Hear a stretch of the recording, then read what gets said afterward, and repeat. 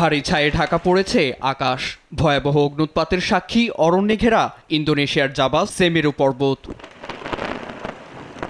অগ্নুৎপাতের ছাই ছড়িয়ে যায় আকাশের ৭ কিলোমিটার উঁচুতে। এর ২৪ ঘন্টা পরেই ৬ মাত্রার ভূমিকম্প আঘাত হানে। এর উৎপত্তি ছিল ভূপৃষ্ঠের ১৩৬ কিলোমিটার গভীরে। ভারী ছাই আর কাদায় বদলে গেছে অনেক গ্রামের চিত্র। ঘটনা এড়াতে হাজারো মানুষকে নিরাপদ আশ্রয়ে সরিয়ে নেওয়া হয়েছে। এশার আজানের সময় অগ্নুৎপাত হয়, দ্রুত সবকিছু ছায়ে ঢাকা পড়ে যায়। প্রাণ বাঁচাতে সবাই গ্রাম ছাড়তে শুরু করে। এ অবস্থায় জরুরি সহায়তা দিয়ে সাধারণ মানুষের পাশে থাকার প্রতিশ্রুতি এসেছে দেশটির সরকার থেকে। ইন্দোনেশিয়ায় সক্রিয় ১৩০টি আগ্নেয়গিরির মধ্যে অন্যতম ১২,০০০ ফুট উঁচু সেমেরু। ভৌগোলিক দিক দিয়ে দেশটির অবস্থান রিং অফ ফায়ারে থাকায় প্রায় সময় অগ্নুৎপাত ও ভূমিকম্প হয় এখানে।